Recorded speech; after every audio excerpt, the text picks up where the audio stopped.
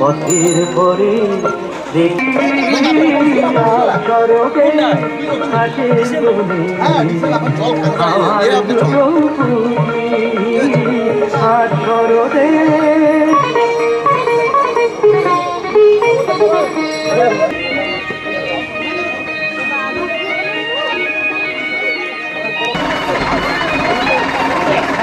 আমরা ফার্স্ট এডেরও ব্যবস্থা করেছি। আমরা চিনি না। আচ্ছা, কেন দাঁড়ালো? যে সামনে জেনারেটরের গাড়িটা কি চেনে? জেনারেটর গাড়িও দাঁড়িয়ে গেল। না না না, ও গাড়িটা আগে যাক। হ্যাঁ,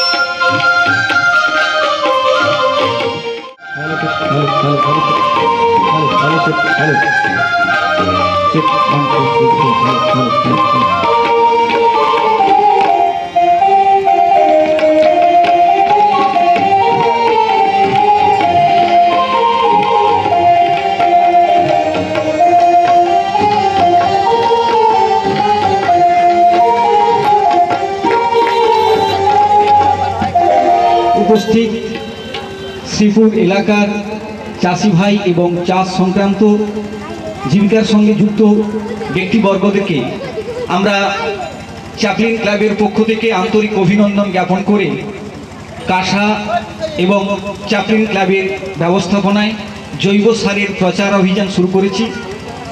আমরা সেই জৈব সারের উপযোগিতা প্রয়োজনীয়তা সম্পর্কে খুব সংক্ষিপ্ত সময়ে আপনাদের কাছে কিছু নিবেদন করতে চাই। অনুগ্রহ করে যারা পথ চলতি মানুষ আছেন আমাদের এই বার্তাটুকু গ্রহণ করলে আমরা খুশি হব। আমরা প্রথমেই একটি গান দিয়ে আমাদের এই জৈবের কথা বলতে চাই। আসুন আমরা সেই জায়গায় ফিরে যাই।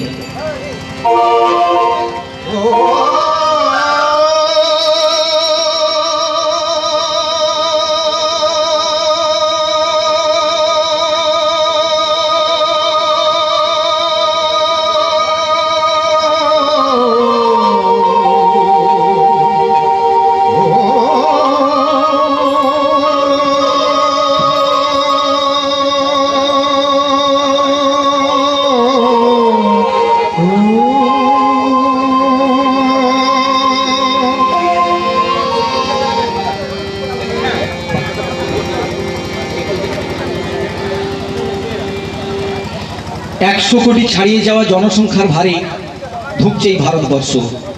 অথচ নিত্য প্রয়োজনে দিনের পর দিন কমে চলেছে চাষের জমি। তাই অল্প সময়ে অধিক উৎপাদন বাড়াতে মরিয়া সরকার এবং কৃষককুল। ফলে অচেতন চাষি ভাইদের হাতে অনিবার্যভাবে এসে পড়েছে মারাত্মক কীটনাশক ও রাসায়নিক সারের ব্যবহার প্রণালী, যার বিষে ক্ষতিগ্রস্ত সমগ্র প্রজাতি সহ প্রাকৃতিক ভারসাম্য। তাই আমাদের অনুরোধ একটাই, শুনে রাখো এলাকার চাষি ভাই, নির্বিষ ফসল ঘরে তোলা চাই, জৈব সারের কোনো বিকল্প নাই। ওরে ভাই, ওরে ভাই, ওরে ভাই চাষের বেলা জীবন নীল করিও খেলারে চাষের বেলা, ভাইরে ভাই খরার চাষের বেলা জীবন নীল করিও খেলারে বার চাষের বেলা, ওরে ভাই বার চাষের বেলা জীবন নীল করিও খেলারে বার চাষের বেলা।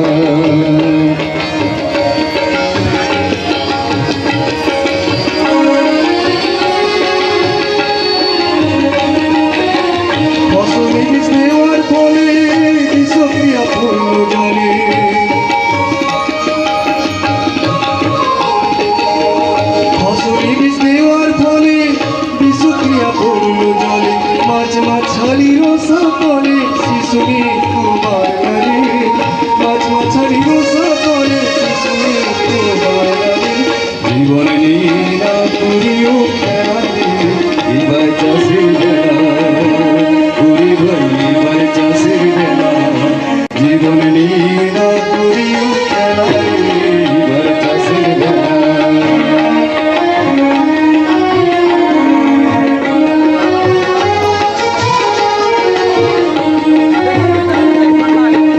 খাদ্য বস্তুর নমুনা নিলে সারা সুদের ভরল নিলে,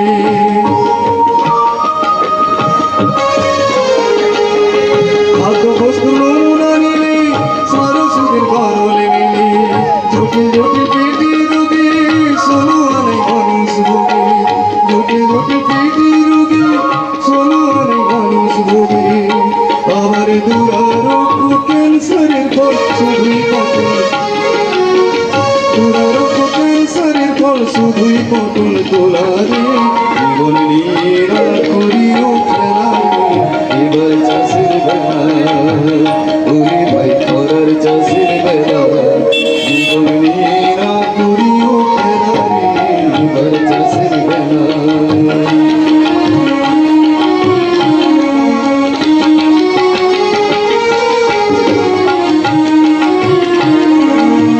যুগে যুগে যে এলাকায় জৈব সারে ফসল ফলায়,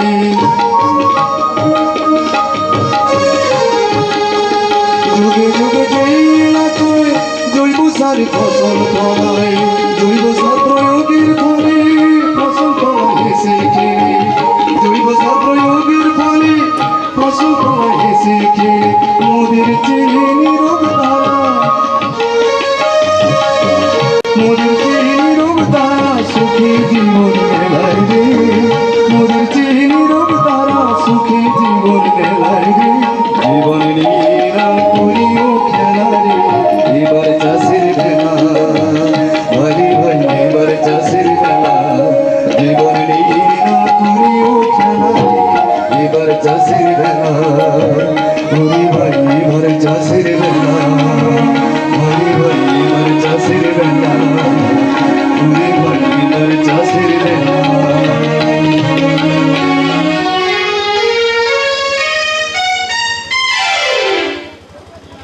আমি বলি, দেখ খোকা, একটা সবুজ বিপ্লব যা দেখলাম, ইয়ার উপরে আরেকটা হলে দুনিয়াতে কিছু থাকবেই নাই রে।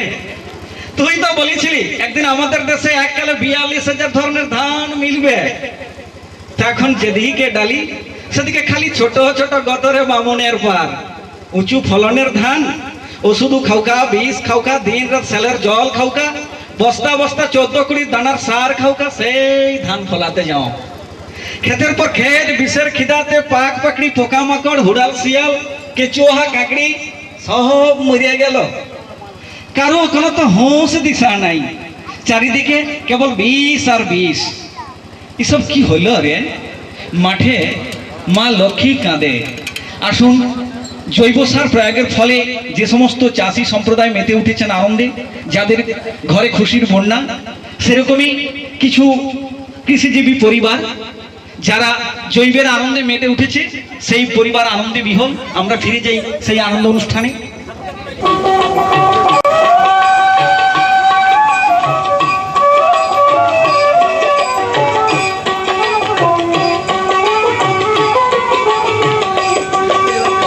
আবার বাড়া ফসল ফলা বাঁচার আশাতে, আবার বাড়া ফসল ফলাও বাঁচার আশাতে।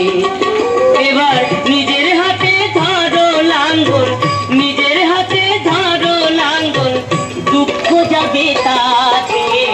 আবার বাড়া ফসল ফলাও বাঁচার আশাতে।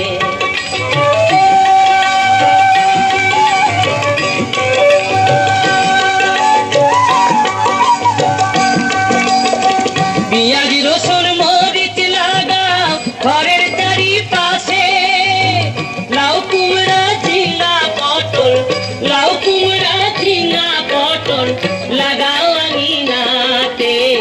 আবার বাড়াও ফসল ফলাও বাঁচার আশাতে।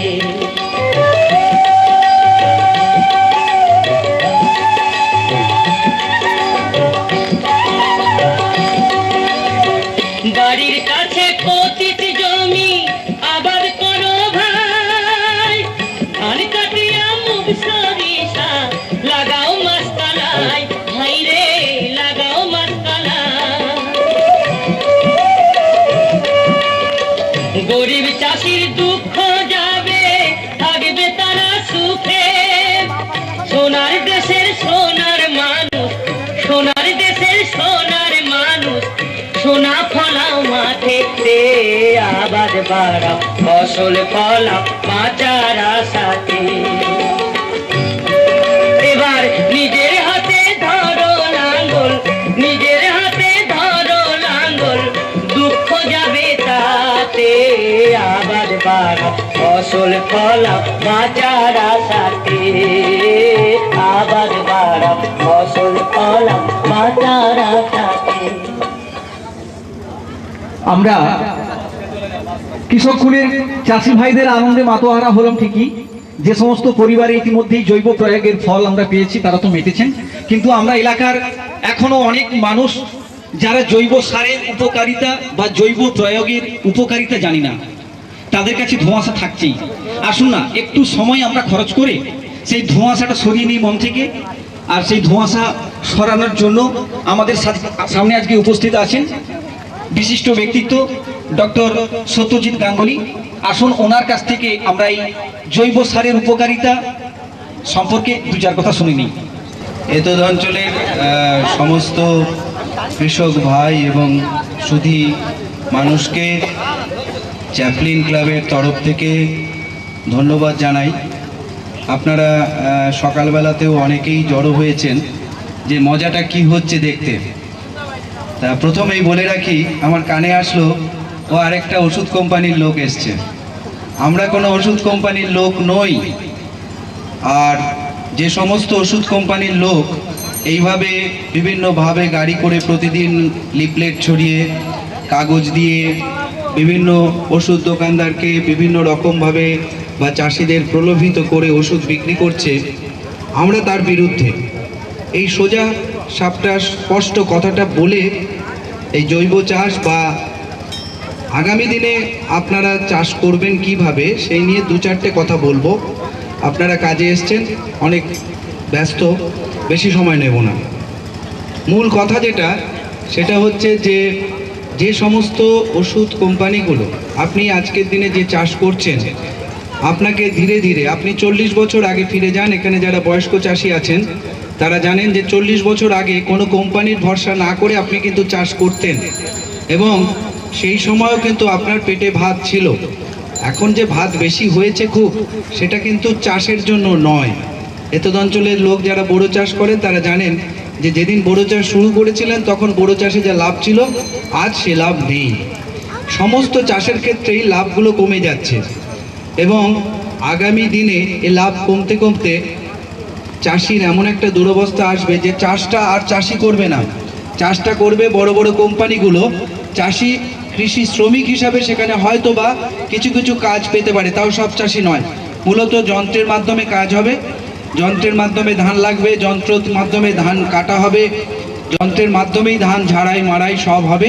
অল্প কতিপয় লোক হয়তো কাজ পাবেন, জমি হারাবেন। আর জমি এখনো কিন্তু হারাচ্ছেন। কিভাবে হারাচ্ছেন?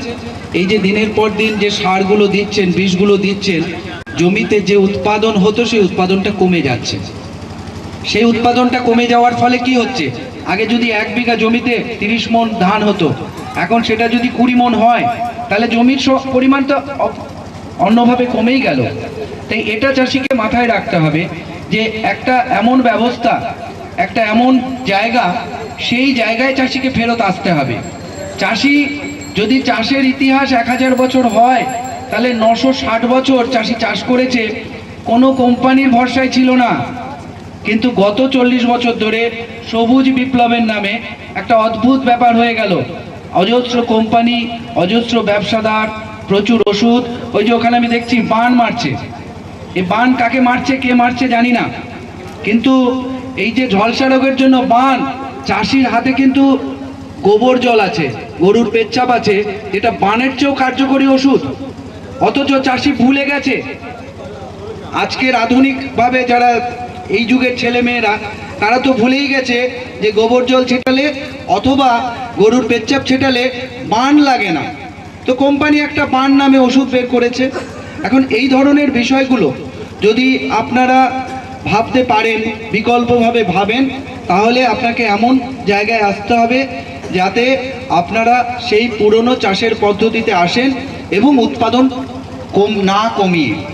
কিন্তু তার সাথে আরেকটা জায়গা আসছে, আমরা খবর পাচ্ছি দ্বিতীয় সবুজ বিপ্লব হবে। সবুজ বিপ্লব একটা হয়েছিল 60-এর দশকের শেষ বা 70-এর দশকে, এবং তারপর থেকে একটা সবুজ বিপ্লবের গল্প আমরা শুনি। সবাই যারা বই পুস্তকেও লেখা হয়, খুব বড় গর্বিত আমরা। কিন্তু আজকের দিনে আবার নাকি আরেকটা সবুজ বিপ্লব আসবে। এখন এই সবুজ বিপ্লব আসবে, তার দু একটা নমুনা দেই। এই নমুনাটা পাওয়ার পর আপনাদের যদি মনে হয় এই সবুজ বিপ্লবে আপনারা সামিল হবেন, তবে হবেন। যদি মনে হয় এই সবুজ বিপ্লব আপনারা আটকাবেন এবং আপনারা যেভাবে চাষ করছেন, 40 বছর আগে যেভাবে চাষ করতেন এবং এখন যে চাষ করছেন, কোম্পানিগুলোর এই ওষুধ ছিটিয়ে তার বিকল্প পথ খুঁজে নেবেন, তাহলেও চ্যাপলিন ক্লাব আপনাদের পাশে থাকবে। কি হতে চলেছে যে এইভাবে আমি জিজ্ঞেস করছি আপনাদের যে আপনারা সামিল হবেন কি হবেন না। গত 2005 সাল, প্রায় 2 বছর আগে একটা বিল এসছে, একটা আইন তৈরি করবার একটা আইন লেখা হয়েছে, আইনটা কোনো পাস হয়নি। যে আইনটার নাম সিড বিল 2005। অর্থাৎ বীজ, ভারতবর্ষের বীজের ওপরে আপনারা এখন বীজ পাচ্ছেন, হাইব্রিড বীজ অনেকেই পাচ্ছেন। এখানে হাইব্রিড বীজ কারা কারা চাষ করেন একটু হাত তুলবেন। কাদের কাদের হাতে হাইব্রিড এসে গেছে? একজনের হাত দেখেছি। আর যাক, তার মানে আপনাদের হাতে হাইব্রিড আসেনি, ভালো খবর। এখন এই যে বীজ বিল বা সিড বিল 2005-এ কি বলছে, আমাদের চাষিদের, ভারতবর্ষের চাষিরা কি করে, ধরুন ধান চাষ করলো, ধানটা রেখে দেয়, যতটুকু ধান বিক্রি খাবার খায়, কিছুটা ধান বীজের জন্য রাখে, আর কিছুটা ধান যেটুকু তার অতিরিক্ত হয় দোকানে বাজারে বিক্রি করে। তাই তো করে? একটু হ্যাঁ না বলতে হবে চেঁচিয়ে। হ্যাঁ, এই আপনারা এখান থেকে বললেন, ওখানে কেউ বলছেন না। যেটুকু চাষ হয় তার নিজেদের প্রয়োজনেরটুকু খাওয়া হয়, কিছুটা বীজের জন্য রাখা হয়, আর বাকিটা বাজারে বিক্রি হয়। তাই তো? সিড বিলে কি বলছে? বলছে চাষি তারাই যারা শুধু নিজের খাবার জন্যই চাষ করবে, বীজের জন্য নয়। অর্থাৎ কখনো যদি দেখা যায় যে আপনি বীজের জন্য, আপনার যে ধান হয়েছে সেই ধান বীজের জন্য রেখেছেন, তাহলে আপনাকে পুলিশ অ্যারেস্ট করবে, 25 থেকে 50,000 টাকা জরিমানা নেওয়া হবে, অনাদায়ে 6 বছরের কারাদণ্ড হবে। বলুন, এর উপরে আপনাদের কোনো মন্তব্য আছে? এইটা যদি এই আইন হয়ে যায়, আপনারা চান এই আইনটা হোক? পিঠে ঠান্ডা করে দেওয়া হবে। পিটিয়ে ঠান্ডা করে দেবেন? এই তো আইন হয়ে গেলে কাকে পেটাবেন? পাবলিক যদি পিঠে কারো কিছু করার নেই। তার মানে আইন হওয়ার আগে প্রতিবাদটা তো হওয়া উচিত। পাবলিকের উপরে কেউ নেই তো। ঠিক, আমরা পাবলিকের কাছে এসেছি। 2 নম্বর যেটা বলা হচ্ছে যে আপনাকে যদি দেখা যায়, যে কোনোভাবে শোনা যায় যে আপনি ঘরে বীজ রেখেছেন, আপনি বীজ ব্যবসায়ী নন, অথচ আপনি বীজ রেখেছেন, তাহলে সিড ইন্সপেক্টর বলে একটা পদ তৈরি হবে। তারা আপনার বাড়ির তালা ভেঙে ঢুকবে এবং যেখানে মনে হচ্ছে যে বীজ রেখেছেন সেই পাত্রটাও ভেঙে দিতে পারে। এটাও আইনে থাকবে, আইনে আছে। 3 নম্বর বলছে যে যারা ব্যবসা করবেন বীজের এই খাদ্যশস্যের, তারা নাম নথিভুক্ত করবেন। চাষি তার অতিরিক্ত উৎপাদন বিক্রি করতে পারবে না, তারা শুধু যেটুকু উৎপাদন করবে তার খাওয়ার জন্য। আর যারা ব্যবসা করার জন্য নথিভুক্ত করবেন, তারা ব্যবসাই করবেন, তারা খাবেন না। অদ্ভুত একটা ব্যবস্থা আসতে চলেছে। সৌভাগ্যের কথা এখনো যে এই বিলটা পার্লামেন্টে পাশ করার জন্য আনতে হয় তো সাংসদদের সামনে, কিন্তু কিছু সাংসদ এই বিলটাকে আটকে দিয়েছে, বলছে বিলটা সংশোধন করতে হবে। এখন প্রশ্ন হচ্ছে যে চাষির দুঃখ, আমরা সাংসদ নই, আমাদের অত ক্ষমতা নেই। আমরা আপনাদের জন্য যে বিলটা তৈরি হচ্ছে, হ্যাঁ, সেই বিলটার গল্পটা আপনাদের কাছে শোনালাম। এখন আপনি বলবেন বিল তো পাস হয়ে যাবে, আমাদের কাছে বিকল্পটা কি? এই বিকল্পের গল্পই কিন্তু আমরা শোনাতে এসেছি। এই ধরনের একটা বিল যদি হয়ে যায়, চাষির কিন্তু আর চাষ করা যাবে না, আর বীজ রাখতে পারবে না। আসলে আমেরিকার মনসেন্টো কোম্পানি তারা চক্রান্ত করছে, এবং তারা চক্রান্ত করে মজাটা কি করছে, তারা ভারত সরকারকে চাপ দিচ্ছে, এবং সেই চাপের কাছে কেউ কেউ নথি স্বীকার করছে এবং এই ধরনের বিল আনছে, যাতে ওই কোম্পানি বা তার সহযোগী কোম্পানিগুলো প্রতি বছর আপনাদের কাছে বীজ বিক্রি করতে পারে। এমন বীজ তৈরি করা হচ্ছে যে বীজের গালভরা নাম হচ্ছে টার্মিনেটেড সিড, অর্থাৎ একবার লাগাবেন একবারই ফসল, দ্বিতীয়বার ওই বীজ থেকে কোনো ফসল পাবেন না। অর্থাৎ প্রতি বছর কোম্পানির বীজ বিক্রি হবে, কোম্পানির বিক্রি বাড়বে। উনি যে কথাটা বললেন না, পাবলিকের কাছে কেউ নেই, বীরভূম জেলাতেও এরকম একটা আলোচনা হচ্ছিল। তো সেখানে বলেছিল যে আসুক না সিড ইন্সপেক্টর, হেসো দিয়ে গলা নামিয়ে দেবো। সিড ইন্সপেক্টরের কথা মানে আসলে, অর্থাৎ চাষি চাইছে আমার বীজ আমি মানে বংশ পরম্পরায় রেখে এসেছি, আমার বীজ আমি আমার আত্মীয়কে দিয়েছি, তার থেকে আমি বীজ নিয়েছি, বীজ পাল্টাপাল্টি করেছি, আমার বীজ প্রয়োজনে কিছু বিক্রি করেছি, আমার অতিরিক্ত ফসল বিক্রি করেছি, আমি তাই করতে চাই। এটা চাষি এখনো সব জায়গাতে চাইছে। আপনারাও যদি মনে করেন, তাহলে আপনাদের কাছে একটাই বিকল্প, সেটা হচ্ছে আপনাকে জৈব পদ্ধতিতে আসতে হবে। এমন একটা পদ্ধতি যে পদ্ধতিতে আপনাকে কোনো রকম কারণ উপরে ভরসা করতে হবে না। এখন যে চাষগুলো করছেন, আপনার ধরুন বীজ দোকান থেকে কিনতে হচ্ছে, আপনার ধরুন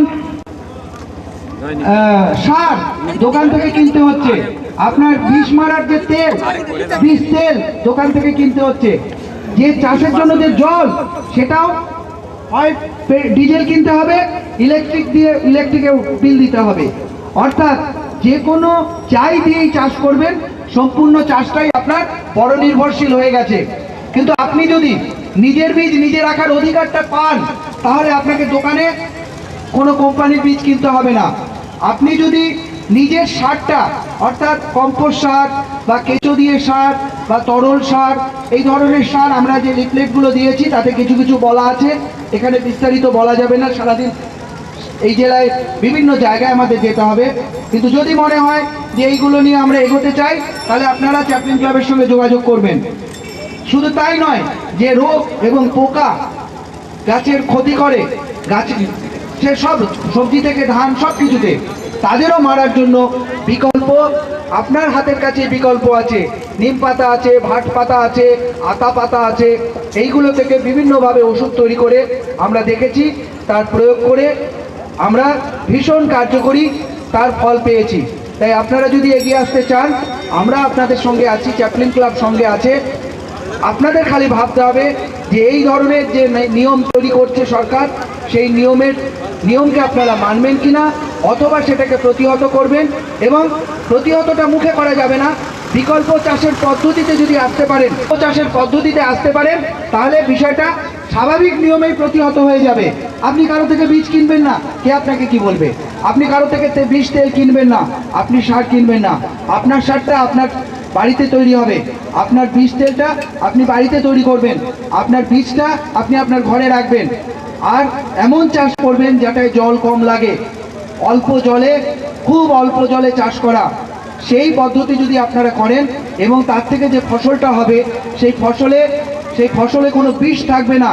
কারণ যে ফসলগুলো হচ্ছে সেই ফসলগুলোতে প্রচুর বিষ থাকে এবং এই ফসল প্রয়োজনে আপনি অনেক বেশি দামেও বিক্রি করতে পারবেন আগামী দিনে। যে ফসল বিষওয়ালা ফসলের থেকে বিষহীন ফসলের দাম বেশি। তাই আপনারা যদি সেইভাবে এগোতে চান তাহলে আমরা আপনাদের পাশে আছি। এখানে আর বিস্তারিত বলার আমাদের অবকাশ নেই, আমরা আবার অন্য জায়গায় যেতে হবে। আপনাদের মন দিয়ে শুনলেন, তাই চ্যাপলিন ক্লাবের তরফ থেকে প্রত্যেককে আবার ধন্যবাদ জানাই।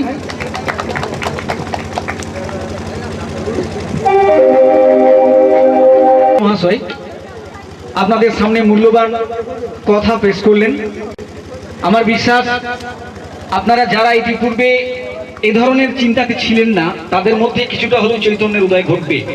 যাই হোক, আপনারা শুনেছেন যে রাসায়নিকের বিপদ কি।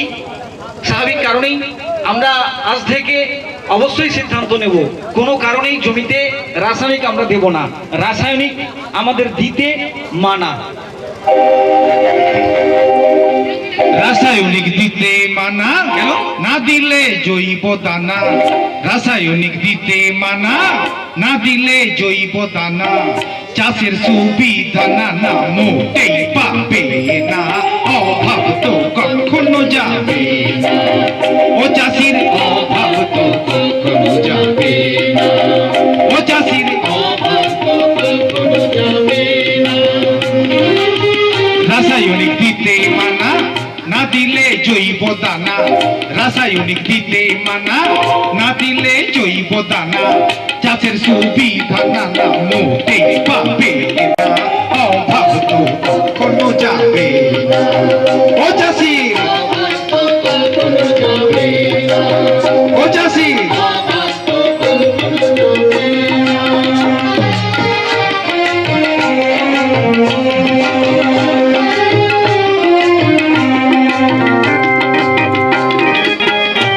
কথা শুনে চাষির পিলে চমকে যায়, অজৈবের কৌটো নিয়ে ক্ষেতের দিকে, হায় হায় ক্ষেতের দিকে, হায় হায় ক্ষেতের দিকে। জৈবের কথা শুনে চাষির পিলে চমকে যায়, অজৈবের কৌটো নিয়ে ক্ষেতের দিকে, হায় হায় ক্ষেতের দিকে, হায় হায় ক্ষেতের দিকে। সব জেনে শুনেও তবু, সব জেনে শুনেও তবু, তবু তবু আকেল হবে না, অভাব তো কখনো যাবে না। ও চাষি, ও চাষি,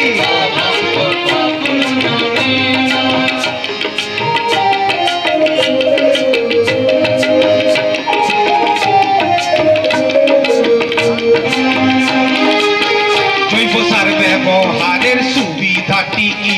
সুবিধা জানলে চাষি বলবে দাদা কথাটা ঠিক, দাদা গো কথাটা ঠিক। জৈব সার ব্যবহারের সুবিধাটি কি? জানলে চাষি বলবে দাদা কথাটা ঠিক, ও দাদা কথাটা ঠিক, দাদা গো কথাটা ঠিক। খেতে অজৈব দিলে খরচ বাড়ে, সার্বিক ক্ষতিও বাড়ে। খেতে অজৈব দিলে খরচ বাড়ে, সার্বিক ক্ষতিও বাড়ে। তবু তবু চাষির ফসল বাড়ে না, অভাব তো কখনো যাবে না।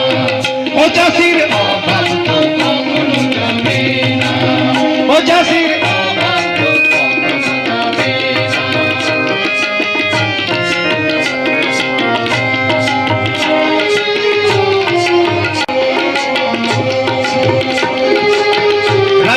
ব্যবহারে লাভটা হলো কি এতদিনে ওই কথা কি ভেবে দেখেছি কথা কি ভেবে দেখেছি কথা কি ভেবে দেখেছি রাসায়নিক ব্যবহারে লাভটা হলো কি এতদিনে ওই কথা কি ভেবে দেখেছি কথা কি ভেবে দেখেছি কথা কি ভেবে দেখেছি দেশের টাকা বিদেশে যাবে বিদেশিরা লুটে খাবে দেশের টাকা বিদেশে যাবে বিদেশিরা লুটে খাবে ও টাকা টাকা ও টাকা দেশে রবে না অভাব তো কখনো যাবে না ও চাষির অভাব তো কখনো যাবে না এ গ্রামের অভাব তো কখনো যাবে না এ অঞ্চলের অভাব তো কখনো যাবে না এ ব্লকের অভাব তো কখনো যাবে না এ জেলার অভাব তো কখনো যাবে না এ রাজ্যের অভাব তো কখনো যাবে না এ দেশের অভাব তো কখনো যাবে না অভাব তো কখনো যাবে না। ধন্যবাদ চ্যাপলিন ক্লাবের ব্যবস্থাপনায় এবং কাসার সহযোগিতায় আমরা যে ভ্রাম্যমাণ প্রচার অভিযান শুরু করেছিলাম আপনাদের শ্রীপুর এলাকায়, আপনারা আমাদের সঙ্গে সহযোগিতা করলেন, এর জন্য আপনাদেরকে অসংখ্য ধন্যবাদ। তবে সকলের কাছে আমরা একটাই অনুরোধ রাখবো, আমাদের প্রচার অভিযান তখনই সার্থক হবে যদি আজকের এই প্রচার অভিযান আপনাদের মনে দৃঢ় সংকল্প তৈরি করতে পারে এবং আপনারা আজকের এই মঞ্চ থেকে বা আজকের এই প্রচার অভিযান থেকে সিদ্ধান্ত নিয়ে যেতে পারেন সর্বনাশা কৃষি বিল মানছি না, মানব না। আর আমাদের বাঁচার রাস্তা একটাই, রাসায়নিক ছেড়ে জৈবের ব্যবহার চাই। ধন্যবাদ।